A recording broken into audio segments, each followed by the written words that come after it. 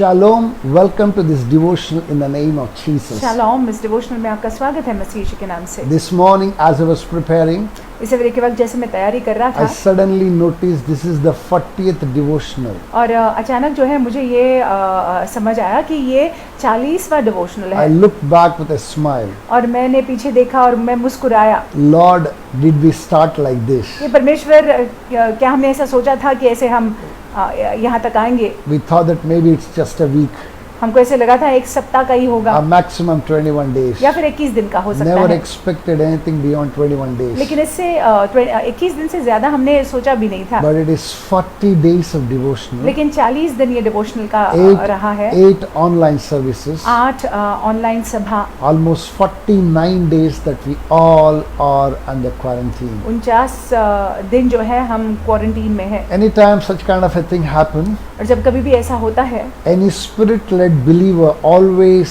feels that there is a wrath of God upon us. और एक विश्वासी जो पवित्र आत्मा से भरा हुआ है वो सोच में पड़ जाता है, हो सकता है कि परमेश्वर का क्रोध है ये हमारे Rather प्रति। his mind turns to ponder and to see, is it the wrath of God? या फिर उसका मन जो है सोचने लग जाता है कि क्या ये परमेश्वर का क्रोध है? Is God judging us? क्या परमेश्वर हमारा न्याय कर रहे हैं? If you are feeling guilty, अगर आपको ऐसे लग रहा है, if you feel that some way that you are erred, और अगर आप सोचते हैं कि कहीं ना कहीं आपने गलती की है, if you feel that you have fallen short of the glory somewhere, अगर आप सोचते हैं कि कहीं ना कहीं आप महिमा से गिर गए हैं, I want us to look at what the Lord has to say, what the Lord wants us to do this morning. और मैं चाहता हूँ कि हम देख ले, समझ ले परमेश्वर क्या चाहते हैं कि हम करें इस सवेरे के I वक्त। want us to quickly open our Bibles to Joel chapter 2 verse 12 to 14. I'm going to read it for you from the New King James Version. Joel की किताब में देखेंगे दूसरा अध्याय 12 वाक्य से 14वां वाक्य। It says, "Now therefore says the Lord, turn to me with all your heart, with fasting, with weeping, and with mourning."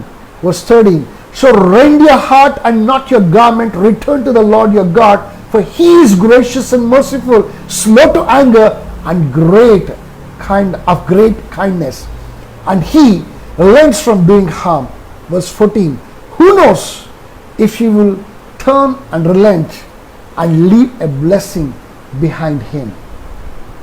तो भी यहोवा की यह वाणी है, अभी भी सुनो, उपवास के साथ रोते पीटते अपने पूरे मन से फिर कर मेरे पास आओ, अपने वस्त्र नहीं अपने मन ही को फाड़ कर अपने परमेश्वर यहोवा की ओर फिरो, क्योंकि वह अनुग्रहकारी, दयालु, विलंब से क्रोध करने वाला, करुणा निधान और दुख देकर पछताने हारा है। क्या जाने वह फिर कर पछताए और ऐसी आशीष दे जिससे तुम्हारे परमेश्वर यहोवा का अन्न बलि और अर्घ दिया जाए। Hallelujah. Hallelujah. We bless the reading of this word. हम इन वाक्यों के पठन को As I आशीषित was करते हैं। reading one particular word, I felt strongly emphasized in my spirit. और जब मैं ये पढ़ रहा था तो एक शब्द जो है मेरी आत्मा में मैंने जो है उसको ठोस रूप से अनुभव Verse किया। 13 and B part that we can see. 13वां वाक्य और उसका ब भाग। And he relents from doing harm. Who knows if he will turn and relent? और वो विलंब से क्रोध करने वाला परमेश्वर है, क्या जाने वह फिर कर पछताए।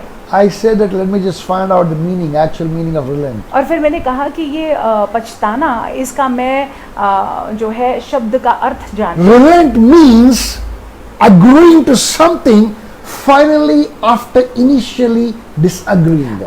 रिलेंट का मतलब है या पछताना, इसका मतलब ये है कि आप किसी चीज़ से सहमत हो जाते हैं जिससे आप असहमत थे शुरुआत में, Or rather you can say that it's softening of attitude towards a certain thing. या फिर किसी चीज को लेकर जो है आप अपने प्रवृत्ति को कोमल बना देते हैं। My brothers and my sisters, मेरे भाइयों मेरी बहनों, when God sees us do what we are not supposed to be doing, जब परमेश्वर देखते हैं कि हम उन बातों को कर रहे हैं जो हमको नहीं करना when चाहिए, God notes that we have fallen short in our walk with Him, और जब परमेश्वर इस बात की नोंद लेते हैं कि हम जो है उनके साथ में ठीक ठीक नहीं चल when रहे He हैं, when He sees that we have prioritized other things and He has become maybe the last option. आज जब वो देखते हैं कि हम जो है सारी बातों को अहमियत दे रहे हैं और उनको जो है आखिर में रख रहे हैं, Hallelujah. It is quite possible that the Lord might have been stirred up in His wrath. और परमेश्वर फिर गुस्सा हो जाते हैं, क्रोधित हो जाते हैं।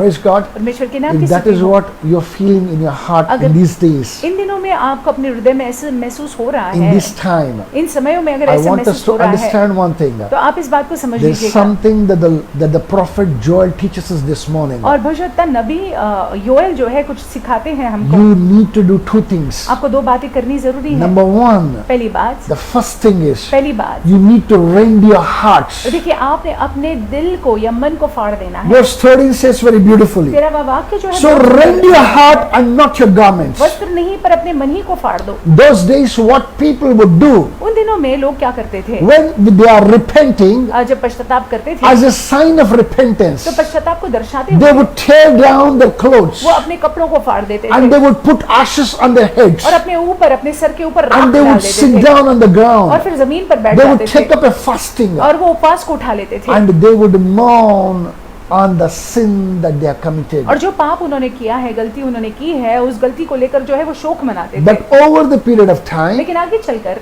it only become an external manifestation.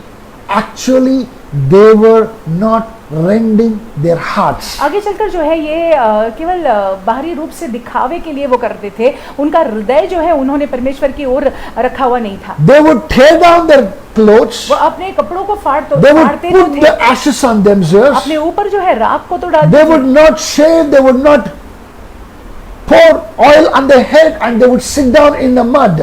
वो जो है दाढ़ी नहीं करते थे, वो जो है अपने सिर पर तेल नहीं डालते थे, वो मिट्टी में जाके बैठ जाते थे। Hallelujah.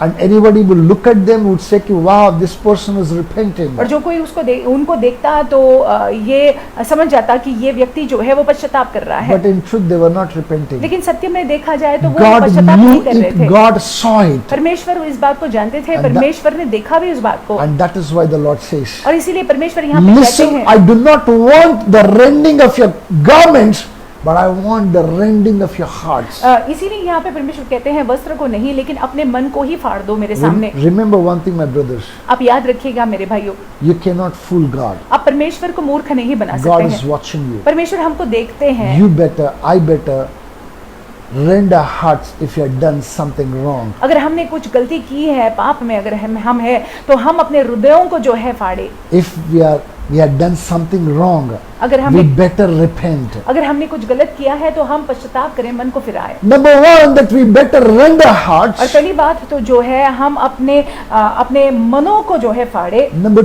two, we better return to the Lord. और जरूरी है कि हम परमेश्वर के पास में वापस आ जाए। After rending our hearts, अपने हृदयों को फाड़ने के बाद if we don't return to God, अगर हम परमेश्वर की ओर मुड़ते नहीं हैं, if we फिरते don't नहीं हैं, prioritize Him ahead of all things, अगर हम परमेश्वर को जो है वो मुख्य स्थान देते नहीं if we हैं, don't keep the statutes of God in our minds, in our hearts, अगर हम परमेश्वर के सिद्धांतों को हमारे मनों में, हमारे हृदय में नहीं if रखते we हैं, don't walk with Him, अगर हम उनके साथ में नहीं चलते हैं, hallelujah, we will go back to the same state where we were before. तो पहले जो स्थिति जो अवस्था में हम थे वही स्थिति वही अवस्था में हम वापस चले We जाएंगे। have to come back and make Him as the priority of our life. जरूरी है कि हमको वापस आना है, फिरना है और उनको सर्वप्रथम स्थान देना है अपने जीवन We में। need to fill our hearts and minds in everything that we do. और परमेश्वर ने अपने मनों में और हृदयों में बस जाना है सारी बातों में जो हम करते हैं। That is when we are returning to the Lord. तब जाकर जो है हम परमेश्वर की ओर फिर रहे हैं। When these two things happen, जब ये दोनों बातें हो जाती हैं, 14 says, 14वें वाक्य में लिखा हुआ है, Prophet Joel says something very beautiful in भविष्यद्वक्ता 14, योएल 14. बहुत ही सुंदर 14वें वाक्य में कहते He हैं, says, who knows? I repeat again. Who knows a blessing? Who knows if he will return? Oh, sorry. Who knows if he will turn and relent क्या जाने वह फिर कर पछताए and leave a blessing behind him? और ऐसी आशीष दे। Hallelujah. Hallelujah. Who knows? क्या जाने He will return, relent वो जो है पछताए and leave a blessing और behind. आशीष छोड़ जाए। My brothers and my मेरे sisters, भाइयों मेरी बहनों, what could have looked like a judgment, what could have looked like the wrath of God can turn into a blessing if you do these two things. और देखिए जो परमेश्वर का क्रोध दिखता है, जो परमेश्वर का न्याय दिखता है, वो जो है बदल सकता है अगर आप आशीष में बदल सकता है अगर आप और मैं जो है मन को फिराते हैं, पश्चाताप करते हैं। It's in your hand. ये आपके हाथ में है। Our God is a loving God. हमारा परमेश्वर जो है प्रेम करने वाला He परमेश्वर is है। he's a God who's whose kindness, whose mercies endureth forever. उनकी दया, उनकी कृपा जो है अनंत काल के लिए है। He is looking for an opportunity to show his kindness and his mercies to you. और वो मौका देखते हैं कि कैसे वो अपनी दया को और अपने प्रेम को आपके प्रति वो दिखाए। Let us give him a reason to relent. हाँ,